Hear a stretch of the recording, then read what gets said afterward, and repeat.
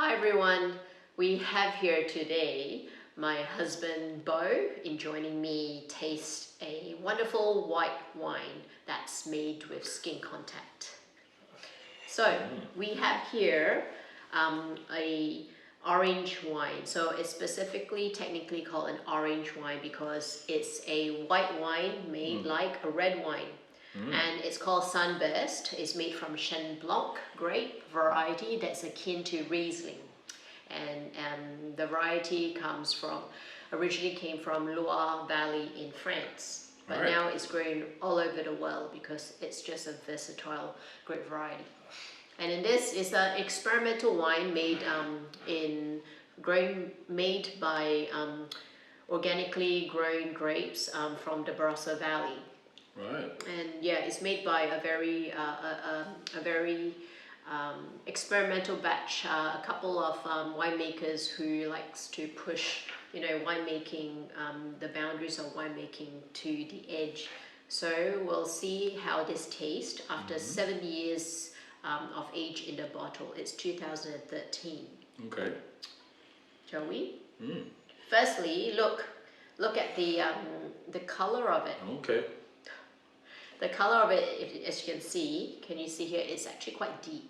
So it's deep gold, not your typical white wine, because usually a white wine, it will be lighter in color, straw green, but this is very tastefully deep and dark, right? It's almost a cognac color.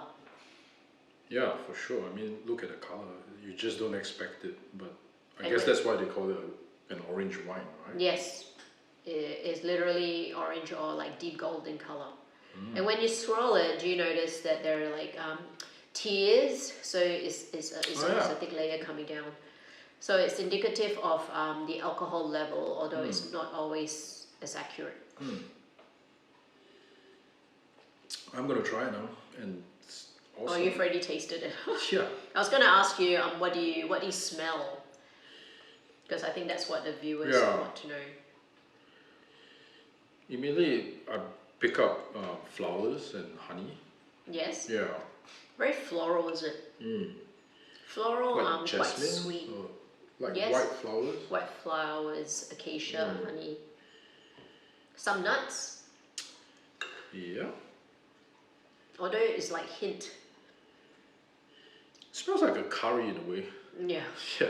It's got some. But in a good way. Yeah, right? it's got a very. Not in a very like heavy way. Yeah, some subtle Indian spices like probably turmeric. There's got some bitter herbal edge. Some ginger, warming ginger.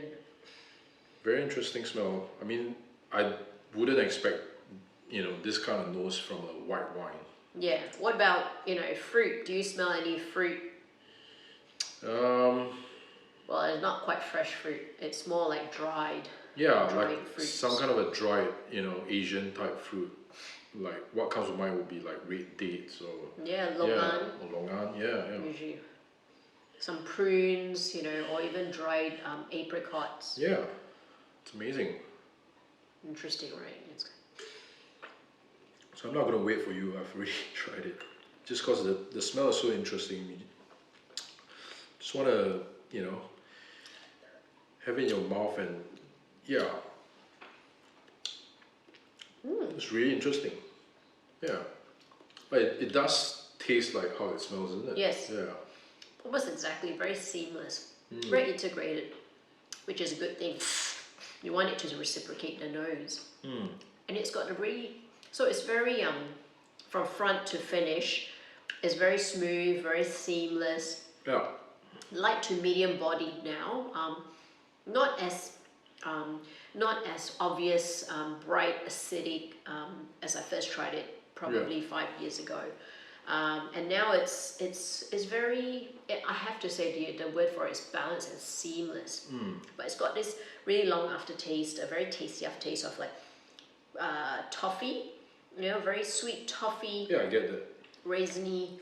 I get that ginger that you were talking about as well. Maybe that's why it brings to mind curry. It's got a little bit of that heat or cardamom, that kind of spice. That's really interesting. Yeah. Interesting, isn't it? So hey, Chenin Blanc is not usually grown in Barossa, right? No, it's not. It's not a usual thing to that you find from Barossa? Not traditionally, but nowadays with the new vanguard of all these young winemakers, talented winemakers trying to push the boundaries of winemaking and trying to experiment more with to how do you say, to counter and to address the global global warming, the effects of global warming.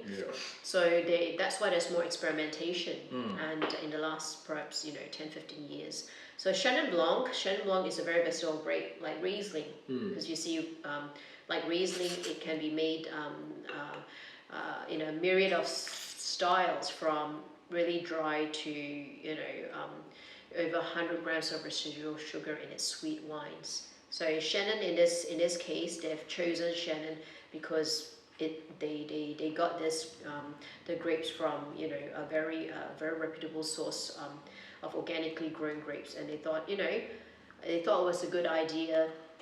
These two winemakers thought it would be a great idea to get a bunch of organically grown Chenin Blanc grapes and throw it and make one barrel. Basically, they made a single barrel of wine from this, and they threw the whole bunch. They made it whole bunch with all the stalks and leaves, and they just crushed it there.